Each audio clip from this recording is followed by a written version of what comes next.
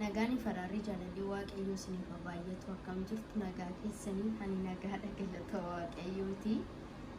Ganama kana taa'een waan tokko yaade macaafa Saamu'eel boqonnaa isa duraa boqonnaa tokko kaastanii yoo dubbisattanii Haannaa argitu.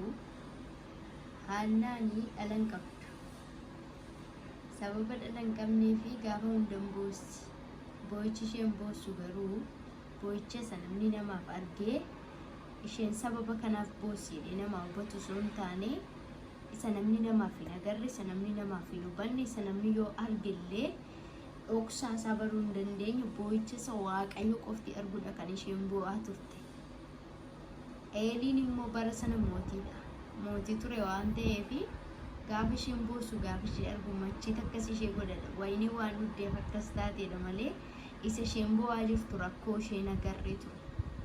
Waaqayyoon rakkoo ishee arge garuu rakkoo isheetiif deebii laateetu kaleessa isa boo'aa daandiirra deemtu gaafa manaa baatu gaafa jiraattu jireenya ishee keessatti boo'icha gaddi kan guute har'a garuu gaafa waaqayyoon maan ishee sanaaf deebii laatu galataan deddeebi'uu jalqabdi. Fuula waaqayyoo duratti galata dhiyeessuudhaaf gara mana waaqayyoo dhaqxe.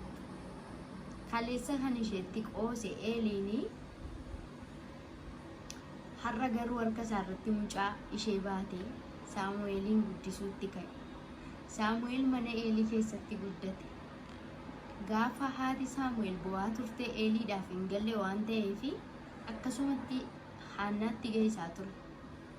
Gaafa guyyaan waaqayyoo ga'u garuu Saamu'eel ijoollee Eelii qofarra darbee ijoollee Eeliirra darbee anaaf isiniif fakkeenya ta'e jechuudha.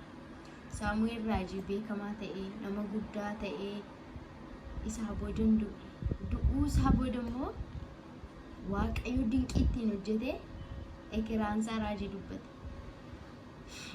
Ekiraan Saamu'eel iyyuu raajii dubbate jechuudha.